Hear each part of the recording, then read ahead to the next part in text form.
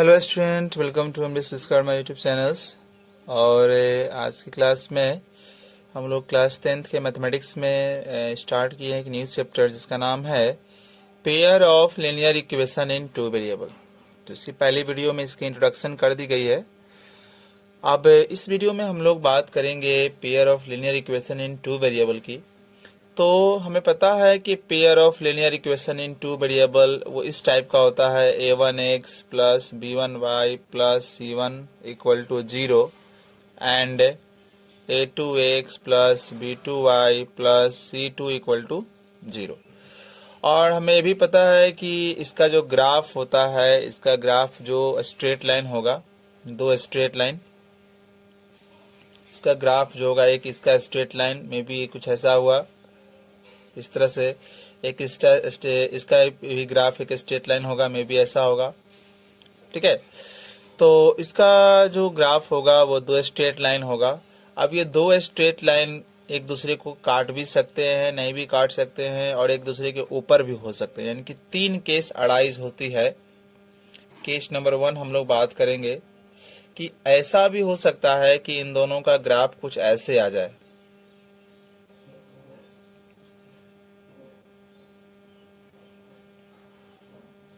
इस तरह से।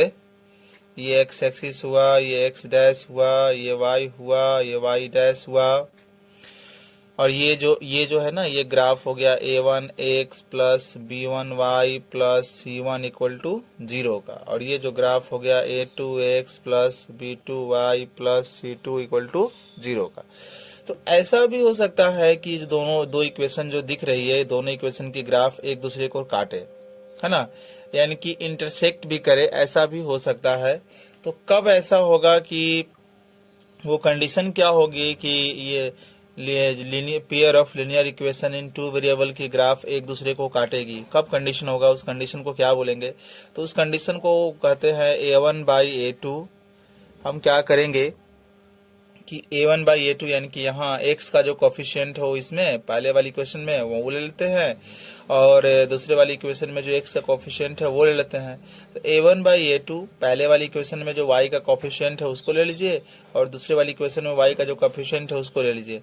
तो अगर a1/a2 और b1/b2 is not equal to each other, एक दूसरे के बराबर नहीं है, तो उस केस में क्या होगा कि इसका जो ग्राफ होगा स्ट्रेट लाइन और इसका जो ग्राफ होगा स्ट्रेट लाइन, ये दोनों एक दूसरे को इंटरसेक्ट करेंगे, और इंटरसेक्ट कब करेंगे? जब इस वाली कंडीशन को फॉलो करेंगे, a1/a2 is not equal to b1/b2। तो दोनों का जो ग्राफ लाइन होगा ना, ग्राफ लाइन होगी, एक दूसरे को इंटरसेक्ट करेगी। और एक आप देखिए, ये दोनों एक पॉइंट पर एक दूसरे को काट रहे हैं। ये एक ऐसा पॉइंट है जो दोनों में कॉमन है, मीन्स यही पॉइंट जो है ना, ये पॉइंट जो है, यही पॉइंट हमारा कहलाएगा सॉल्यूशन। यही पॉइंट हमारा कहलाएगा सॉल्यूशन ऑफ ए पेयर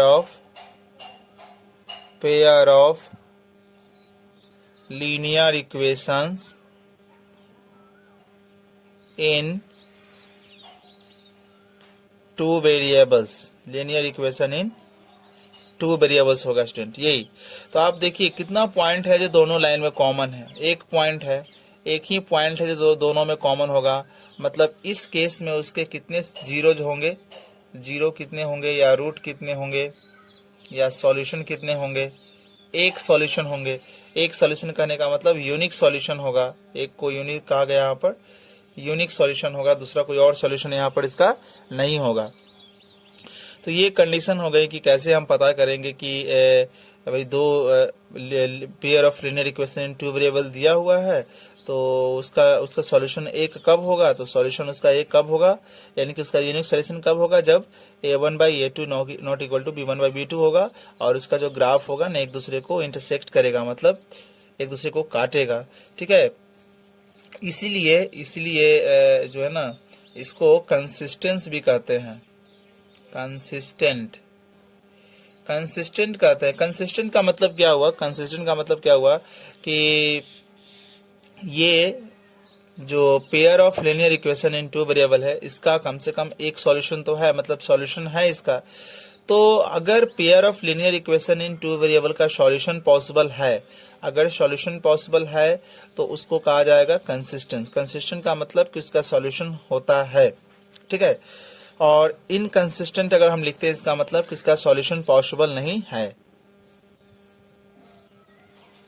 एक चीज और यहाँ हम लोग ध्यान देंगे बात को कि अगर ग्राफ इंटरसेक्टिंग, अगर ऐसा ग्राफ आता है तो ऐसा ग्राफ आएगा तो यहाँ से एक्स एक्सिस पर एक लाइन ड्रॉ करेंगे और वाई एक्सिस पर लाइन ड्रॉ करेंगे। ये जो पॉइंट ऑफ इंटरसेक्शन है जहाँ पर ये दोनों ग्राफ लाइन एक दूसरे को काटती है, वहाँ से एक्स एक्सिस पर और वहाँ से वाई एक्सिस पर क्या करते हैं कि दो परपेंडिकुलर ड्रॉ करते हैं। तो एक्स एक्सिस पर ड्रॉ करेंगे तो ये कहीं यहाँ पर एक नंबर को जाकर बताएगा।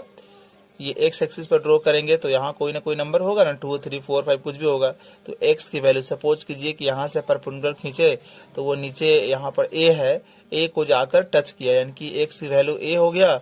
और यहाँ से परपेंडिकुलर वाई एक्सिस पर खींचे तो यहाँ जो कोई पॉइंट है उस पॉइंट का नाम बी है, तो वाई की वैल्यू कितना आ गया, बी आ गया स्टूडेंट। तो इस तरह ग्राफ से आप सॉल्यूशन में निकाल सकते हैं। पहले ग्राफ ड्रॉ कर लेंगे, उसके बाद देखेंगे कि ग्राफ इंटरसेक्टिंग है, इसका मतलब उसका एक सॉल्यूशन होगा। तो सॉल्यूशन क्या होगा, तो वहां जिस पॉइंट से, पॉइंट ऑफ इंटरसेक्शन से हम एक्स एक्सिस पर वाई एक्सिस पर दो जो है ना परपेंडिकुलर ड्रॉ करेंगे और फिर वहां से हम पता कर लेंगे क्या, हम एक्स का वैल्यू और वाई का वैल्यू।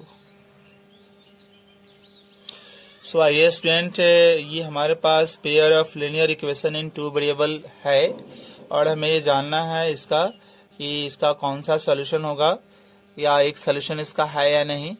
तो मैंने आपको बताया था कि कैसे हम चेक करेंगे कि इसका एक सॉल्यूशन है या नहीं। तो सबसे पहले a1 निकाल लेंगे। a1 हमारा यहाँ हो गया 1 और b1 हमारा हो गया यहाँ पर -4 और c1 हमारा हो गया 14, a2 हमारा हो गया 3, b2 हमारा हो गया 2 और c2 हो गया हमारा 14। सबसे पहले a1 बाई a2 निकालेंगे। a1 बाई a2 तो 1/3, b1 बाई b2 यानी कि -4 बाई 2, ये कैंसिल होगा तो -2 and c1 by c2 14 by -14 ये आया -1। तो आप देख लीजिए, फर्स्ट दो को देख लीजिए तो यहाँ मालूम चला हमें a1 a2 not equal to b1 b2। ये वाली कंडीशन को ये pair of linear equation in two variable satisfy कर रही है, इस वाली कंडीशन को। तो जो इस कंडीशन को सेटिस्फाई करेगी क्या होगा, वो उसको बोलते हैं कंसिस्टेंट, मीन्स उसका सॉल्यूशन होगा।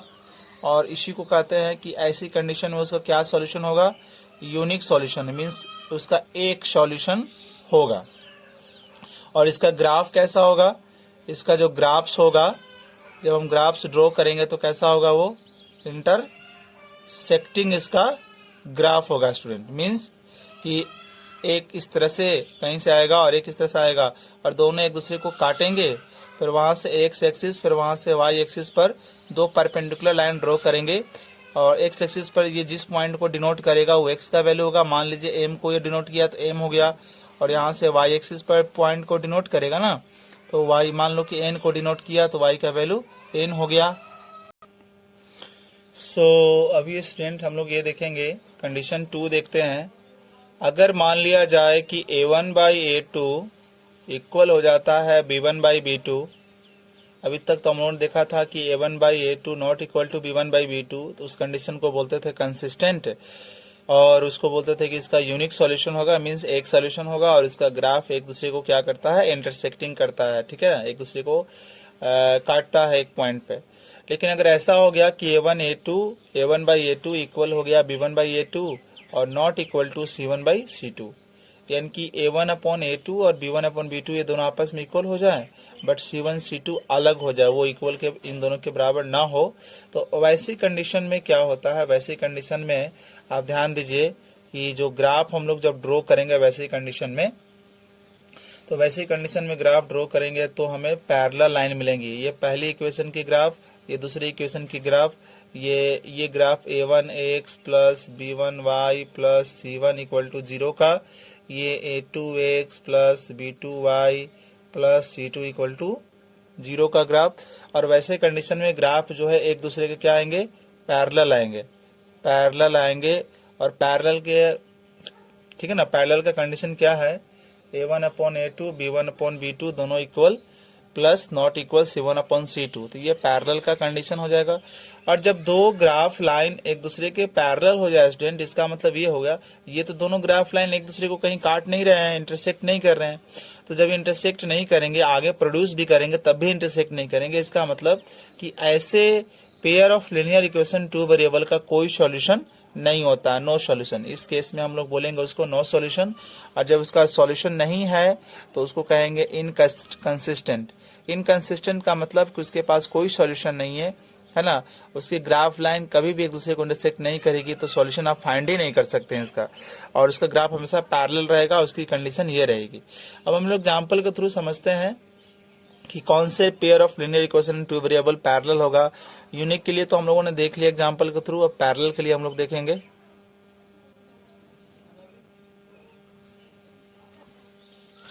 तो स्टूडेंट हम इस क्वेश्चन को लेते हैं और इस क्वेश्चन को देखते हैं कि इसका क्या नो सॉल्यूशन आ रहा है या यूनिक सॉल्यूशन आ रहा है। अभी तक हम लोगों ने दो कंडीशन पढ़ी है, तो आइए उसको देखते हैं। A1 इक्वल टू हमारा आया 2 स्टूडेंट, और B2 हमारा आया 3, और C2 हमारा 10। यहाँ हो गया A2 इक्वल टू 4, यहाँ B2 इक्वल टू 6, और यहाँ C1 होगा स्टूडेंट, यहाँ C2 होगा, C2 इक्वल टू 12। तो A1 बाई A2 निकाल लेते हैं, 2/4, 1/2, यहाँ B1 बाई B2, 3/6, यहाँ होगा 1/2, और यहाँ निकाल लेते हैं C1/C2, तो 10/12, तो ये हो जाएगा 5/6। आप देख सकते हैं कि A1/A2, B1/B2, A1/A2 equal to B1/B2 but not equal to C1/C2। इसकी वैल्यू दोनों की वैल्यू सेम आती है स्टूडेंट, बट C1 C2 की वैल्यू सेम नहीं आती है। तो ये तो कंडीशन है कि वैसे कंडीशन में बोलेंगे कि इन दोनों का जब ग्राफ ड्रॉ करेंगे तो बिल्कुल हमें पैरेलल लाइन मिलेगा। और पैरेलल लाइन मिलेगा मतलब कि इन दोनों के बीच में कोई तो कहीं पर एक दूसरे को काट नहीं रहा है, तो नो सॉल्यूशन, कोई सॉल्यूशन नहीं। और जिसका सॉल्यूशन नहीं हो उसको क्या बोलते हैं स्टूडेंट, उसको बोलते हैं इनकंसिस्टेंट। मीन्स ये एक ऐसा इक्वेशन है जिसमें आप एक्स और वाई की वैल्यू पता नहीं कर सकते हैं, क्योंकि इसका ग्राफ जो है वो पैरेलल है, तो इसमें इसका कोई सॉल्यूशन नहीं होगा इस ऐसे इक्वेशन का। ठीक है, तो इस कंडीशन के जरिए हम पता कर सकते हैं कि किसका सॉल्यूशन होगा, किसका नहीं होगा, और किसका ग्राफ किस तरह का होगा स्टूडेंट। इसके बाद जो थर्ड कंडीशन है, हम उस थर्ड कंडीशन को देखेंगे स्टूडेंट। अभी हम लोग देखेंगे स्टूडेंट जो थर्ड कंडीशन है, उस थर्ड कंडीशन को समझने की कोशिश करेंगे। तो थर्ड कंडीशन ये है A1/A2 equal to B1/B2 equal to C1/C2। अगर ये तीनों रेशियो आपस में सेम हो जाता है, A1/A2, B1/B2, C1/C2, ये तीनों रेशियो आपस में सेम हो जाता है, तो वैसे कंडीशन में जब हम ग्राफ ड्रॉ करने जाएंगे तो मान लिया जाए कि ये पहली इक्वेशन का ग्राफ है। ठीक है, ये पहली इक्वेशन का ग्राफ है, तो दूसरी इक्वेशन का ग्राफ भी क्या होगा, यही इसी के जस्ट एबव होगा दूसरी इक्वेशन का ग्राफ। यानी कि पहली इक्वेशन की ग्राफ और दूसरी इक्वेशन की ग्राफ जस्ट इसी के एबव हो जाएगा। ठीक है, तो वैसे स्थिति में इसको क्या बोलते हैं, इसको बोलते हैं कोइंसिडेंट बोलते हैं स्टूडेंट। इसको कोइंसिडेंट बोलेंगे क्योंकि एक के ऊपर दूसरा है ना। और वैसे कंडीशन में आपसे पूछा जाए कि दोनों लाइन के बीच में, तो एक लाइन नीचे थी, इसके ऊपर दूसरी लाइन ऊपर थी, तो दोनों के बीच में कितनी पॉइंट कॉमन है, तो दोनों के बीच में एक लाइन के ऊपर दूसरी लाइन है, ऐसी ग्राफ रहती है इसकी ऐसी ग्राफ रहती है। एक है, एक नीचे पहले वाली इक्वेशन की ग्राफ, तो ये हो गई दूसरी वाली इक्वेशन की ग्राफ। तो हाउ मेनी पॉइंट्स, कितने पॉइंट है जो दोनों एक दूसरे को काट रहे हैं भाई, तो दोनों एक दूसरे को इनफाइनाइट पॉइंट पर काट रहे हैं। इसलिए कहा जाता है स्टूडेंट कि ऐसी कंडीशन में, कोइंसिडेंट की कंडीशन में नंबर ऑफ सॉल्यूशन जो होता है, कितना सॉल्यूशन इसका होगा, नंबर ऑफ सॉल्यूशन जो इसका होता है वो इनफाइनाइटली मेनी सॉल्यूशन होता है स्टूडेंट। ठीक है, इनफाइनाइटली मेनी सॉल्यूशन होता है, मतलब बहुत सारे इसके सॉल्यूशंस होंगे, इतने सॉल्यूशन होंगे कि कैन नॉट बी कैलकुलेटेड। क्योंकि यहाँ पर दोनों जो है कि ग्राफ है एक दूसरे को क्या कर रही है, दोनों की ग्राफ एक दूसरे को कोइंसाइड कर रही है, ढक ले रही है, तो इस कंडीशन में बहुत सारे सॉल्यूशन होंगे, बट सॉल्यूशन इसके हैं होंगे, तो सॉल्यूशन होंगे तो इसलिए इसको क्या बोलते हैं, इसको बोलते हैं कंसिस्टेंट। सॉल्यूशन है तो इसको बोलेंगे कंसिस्टेंट, या इसी का एक और नाम है डिपेंडेंट। तो कंसिस्टेंट कहिए या इसको डिपेंडेंट कहिए, और इसके जो ग्राफ होगा वो क्या होगा, वो एक दूसरे को कोइंसाइड करेगा, मीन्स वन ओवर अनदर होगा। ठीक है, अब हम लोग क्वेश्चन के थ्रू लेकर इस चीज को समझते हैं। जैसे क्वेश्चन हमारे पास है 2x plus 5y equal to 16, और यहाँ 3x plus 15/2y equal to 24। अब स्टूडेंट आप देखिए, तो अगर मैं यहाँ a1/a2 निकाल लेता हूँ तो मेरा 2/3 आएगा। फिर b1/b2 निकालते हैं तो यहाँ 5 कितना आएगा, 15/2 आएगा। तो ये 2 ऊपर चला जाएगा तो 5 × 2 हो जाएगा, नीचे 15 आएगा। स्टूडेंट कैंसिल कीजिए इसको, चलो ये भी हमारा 2/3 आ गया। अब c1/c2 निकालते हैं स्टूडेंट, तो 16/24 आएगा। ये कैंसिल हो गया, 8 से 2 टाइम, 8 से 3 टाइम्स, तो c1/c2 इक्वल टू 2/3। हम क्या देख रहे हैं कि a1/a2 is equal to b1/b2 is equal to c1/c2। ये तीनों आपस में बराबर हो गए, तो इन दोनों की जब ग्राफ लाइन ड्रॉ करी जाएगी तो कुछ ऐसा आएगी, 1 वाली लाइन, इसके जस्ट एबव कोइंसाइड करते हुए दूसरी वाली लाइन। अब दोनों के बीच में कितना पॉइंट टच हो रहा है, इनफाइनाइट पॉइंट, इसलिए इनफाइनाइट जीरो कहलाएगा, इसका इनफाइनाइटली मैनी जीरो कहलाएगा। इसको कंसिस्टेंट भी बोलेंगे बिकॉज इसके सॉल्यूशन तो है इनफाइनाइट सॉल्यूशन, और इसी को बोलते हैं डिपेंडेंट भी कहा जाता है। तो स्टूडेंट आज की वीडियो में इतना ही। अगले वीडियो में हम लोग जानेंगे कि ग्राफ के थ्रू सॉल्यूशन कैसे फाइंड करते हैं। आज की वीडियो में जाना है कि विदाउट ग्राफ ड्रॉ किए हुए हम कैसे पता करेंगे कि linear equation of pair of linear equation in 2 variable का ग्राफ कैसा होगा और उसका कितना सॉल्यूशन होगा। अगली वीडियो में हम ग्राफ के थ्रू सॉल्यूशन फाइंड आउट करेंगे, उसके बाद अलजेब्रिक मेथड से सॉल्यूशन फाइंड करेंगे।